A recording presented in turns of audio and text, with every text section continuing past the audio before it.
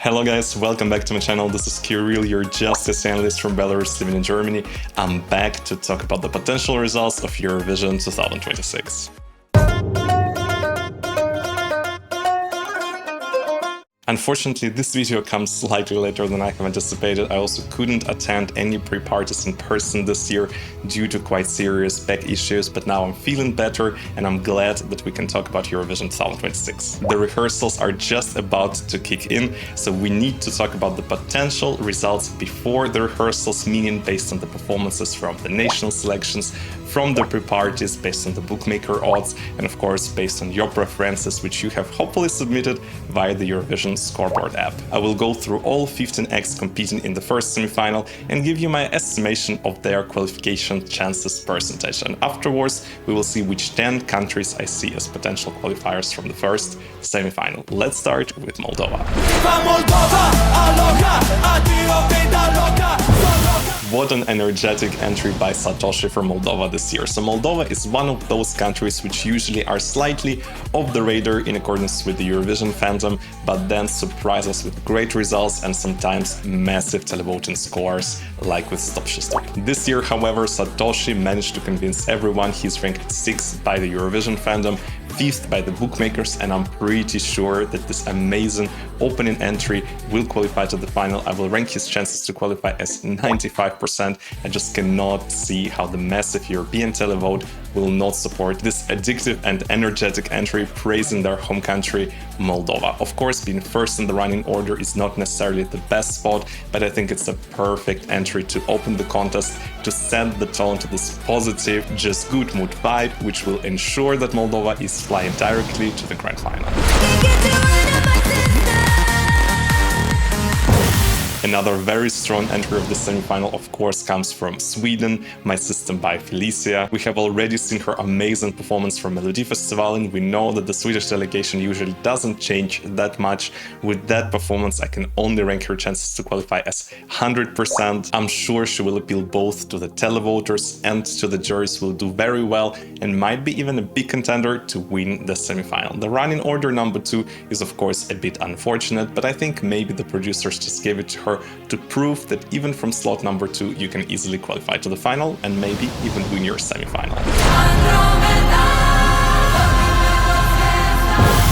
What an amazing entry from Croatia this year. I absolutely love Andromeda by Lelek. The girls are currently ranked 5th by the Eurovision fandom, 7th by the bookmakers, and I tend to believe that they managed to bring Croatia back to the Eurovision final after not so successful result last year, so I will rank their chances as 75%. I have 2 concerns for this entry. One, we need a very impressive stage, and something what they have shown in Dora is unfortunately not enough to go really high in Eurovision Song Contest. It has to be more impactful, more impressive, also much better outfits. Another concern is that the harmonies of the singers were not always working. I still remember watching that performance from the Croatian national selection where in the end some harmonies were quite off, and in the pre-parties it was also not every time perfect, so I hope they polish the small little things for the Eurovision Song Contest stage and then they will be unbeatable and will go directly to the final. And here we have another huge favorite. What a strong semi-final it is. Ferto by Akylas is currently ranked 3rd by the Eurovision fandom, 2nd by the bookmakers, but the positions in the full top 3 are pretty close. I would rank his chances to qualify as 100%. The song is so addictive. It got a lot of love already, especially in the Balkan countries. There are enough Balkan countries voting in this semi-final, then also in the final, so I'm pretty sure we will see Akylas in top 10, maybe even fighting for the top 3. His performances from the pre-parties were also great, so in this case we're not talking about qualification or not, but about how high Greece can climb in the Eurovision final.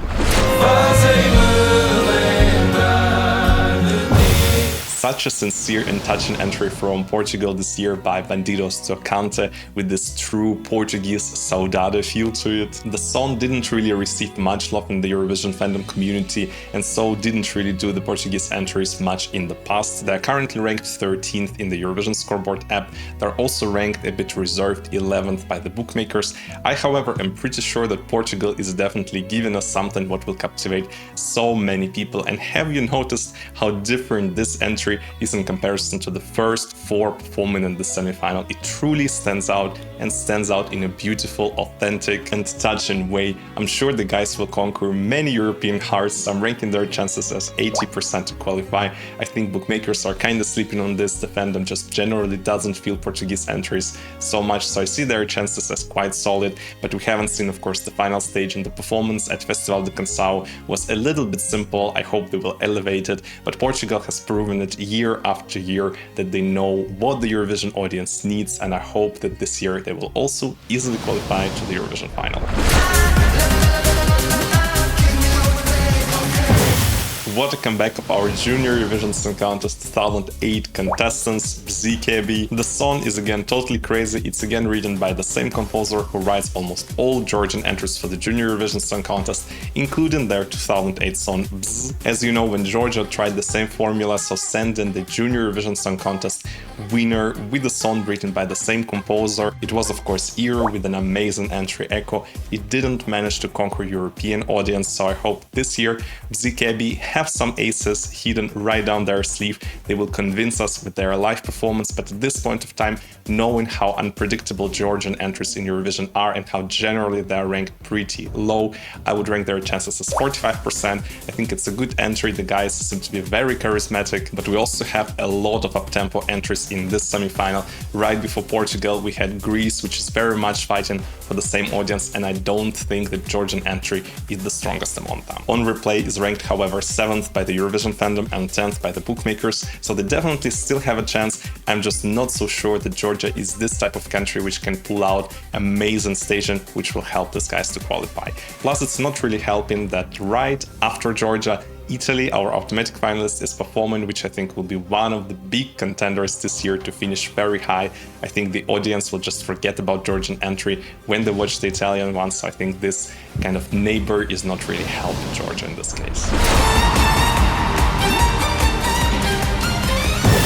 And now it's time for the biggest favorite of Eurovision 2026, and it's Finland, Liekinheitin. They will actually perform not right after Georgia, they will perform after Italy, after automatic finalists. So actually 2 very big contenders for winning the televote in the final are performing right one after another, which might just actually help them to drag attention to both entries. I don't think I need to hide that I'm ranking their chances as 100%. I can't see how they would not qualify.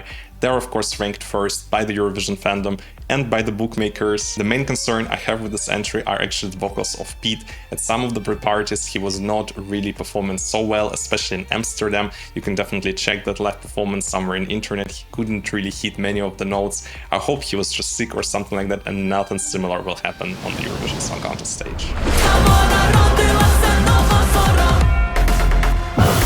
If I'm not mistaken, Montenegro was actually the first country this year to select their entry.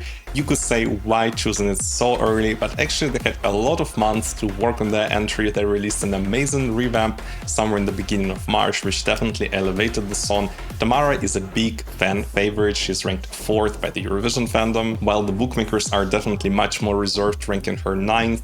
I would rank her chances as 55%. We should not forget that this is Montenegro, which fails to qualify almost every year. On the other hand, if we take a look at their entries were not so strong. This year you can really see that they are taking it very seriously, that they have a good song which can captivate many people. Just in this semi-final we have so many up-tempo songs. You also know that the female bobs are those type of entries which are always slightly overrated by the Eurovision fandom, so I just hope nothing like Croatia 2021 will happen to her when she will be so close to qualify, and yet it will not happen.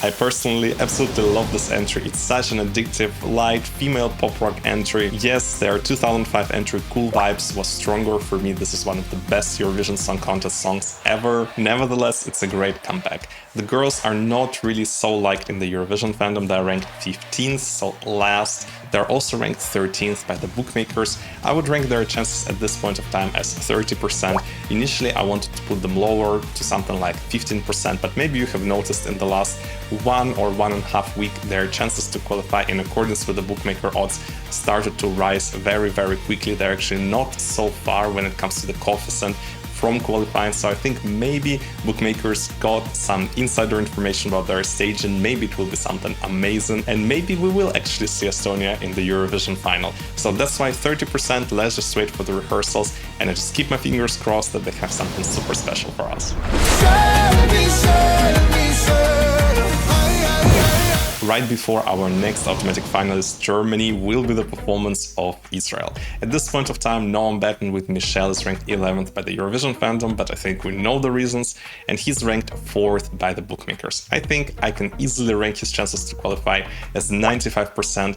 I just have to keep 5% for the case that maybe live staging will be a total disaster, even though Israel has very much proven in the last years that they know what the Eurovision audience needs. They prepare amazing performances. I don't think that Noam will have any different fate. He has already proven as part of the next Rising Stars show that he can perform amazingly live.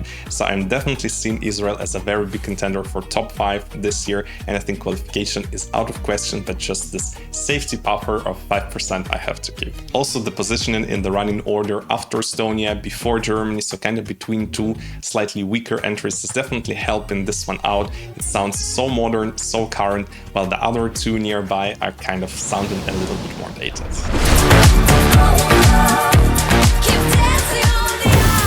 Dancing on the Ice is definitely one of my personal gems from this year, and this is the entry which has the biggest gap between the Eurovision fandom ranking and the bookmakers ranking. She's currently ranked 8th by the fandom and 14th by the bookmakers, so second to last. I would rank her chances at 60%. I think the song is very strong, especially towards the end. I can see a big appeal to the juries because it has this very modern, radio-friendly sound. I can also see the appeal to the televoters. Belgium actually managed to often surprised with their results. My only concern is that we have seen some of those live performances of Essyla from the pre-parties in Amsterdam, in London. She was quite good vocally, but she lacked a little bit of charisma, and I feel like this song really relies heavily on charisma. When we have the up-tempo bops, you can't just stand on stage, you have to dance, you have to conquer audience with your energy, and this is something what we haven't seen yet in the performances of Essyla. So I hope she will prove us all wrong. So at this point of time, I'm ranking her chances as 60%, and I hope that after rehearsals I don't have to downgrade them, but that I will be able to put them even higher. Theoretically, running order is very much playing for Belgium this year. They're sandwiched between two slightly weaker songs from Germany and Lithuania, but on the other hand, Germany is definitely also above with a bit of stronger vocals, and the charisma of Sarah and the dance moves of Sarah are more impressive, so I just hope it will not do Essyla badly. Lithuania, of course, since 2020 managed to turn into a big Eurovision powerhouse. They're qualifying each and every year and they're not even close to not qualify. Their lowest result in the Eurovision semifinal was 7th place since then. And this year their unusual entry, Sólo, quiero is ranked 8th by the bookmakers. It's ranked 10th by the Eurovision fandom. At this point of time, I personally have to rank their chances as 25%.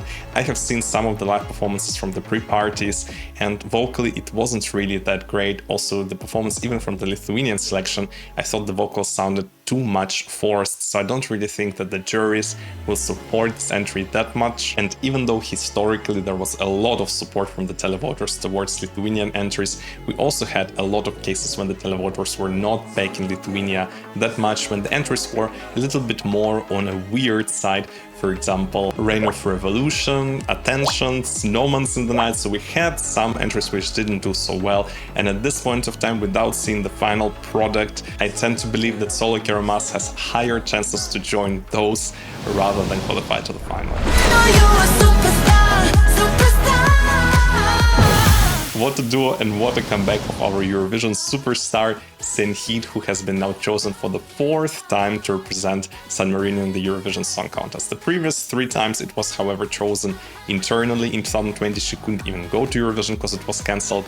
This time she managed to win the national selection with her nice, upbeat, a little bit disco-inspired song. So far, the reception of her addictive entry wasn't that great. She's ranked 14th by the Eurovision fans and last 15th by the bookmakers, which is of course explainable taking into account that San Marino kinda struggled to qualify in all the last years. I'm ranking her chances to qualify as 20%. I don't think it's a totally lost case. No instant hit. She's definitely performing some very strong performance for the Eurovision stage, and her charisma is just so unique. The performers before her from Lithuania, from Belgium, are maybe lacking a little bit of charisma. The next song is also totally different, not even competing with San Marino, so taking into account that this last part of the semi-final is slightly weaker, she might slide through, but so far I'm struggling to see this happening.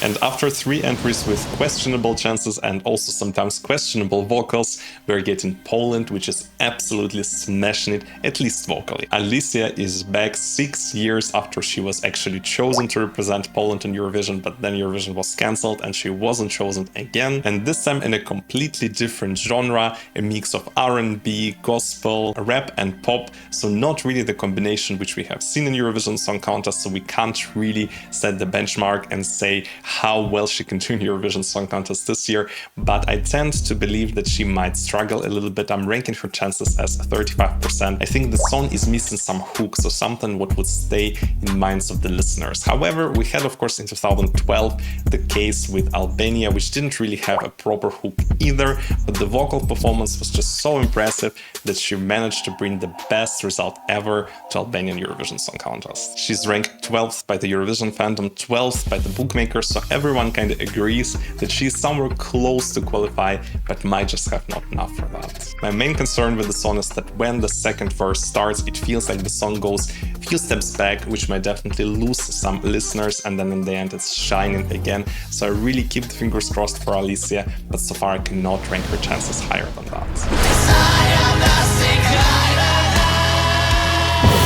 Very unusual choice to close the semi-final. We start on such a happy party note and then we end on this very sort of graveyard vibed song. So very interesting choice from the producers. In any case, Serbia is ranked 9th by the Eurovision fandom, 6th by the bookmakers. Of course, Serbia is doing each and every year so good, especially in accordance with the televote. And I would rank their chances as 65% purely based on the fact that the producers knew something while putting them to perform last. I can't put the chances higher because I'm still not so sure that this is a type of entry which will do so well, but in general, you know that the rock entries, for example, Hungary in 2018, do good, so I guess Serbia will slide into the final, but probably will not be in top 15 there. So now we went through all the 15 entries. I have to say there are a couple of very clear favorites. The rest is sort of blurry. Many things can happen. I will not be surprised even if my place 15 or 14 will qualify in the end. So let's take a look at which 10 countries are currently my 10 qualifiers. So as you can see, these are Moldova, Sweden, Croatia, Greece, Portugal, Finland, Montenegro, Israel, Belgium and Serbia. So actually not so much from the second half, but after the change of the voting system that you can literally start voting from the first minute, it anyway gives a little bit of advantage to the songs in the beginning. I think the 2 songs which have the highest chances to still fight for the places in the final are Georgia and Poland, but let's see what kind of staging they will bring. So this is my just prediction for the first semi-final of Eurovision 2026. I just can't wait to see the rehearsals, to see what all the delegations have prepared for us, to enjoy the first semi-final show and to even see it live from Vienna. Please let me know down below in the comments if you think I got something wrong, if one of the other countries might surprise us, which I see as one of the non-qualifiers, or if you think I have overrated someone. I'm definitely looking forward to read your comments and to reply to all of them. Subscribe to my channel if you still haven't, because tomorrow will be released a video with my predictions for the second semi-final of Eurovision 2026. See you there. Bye.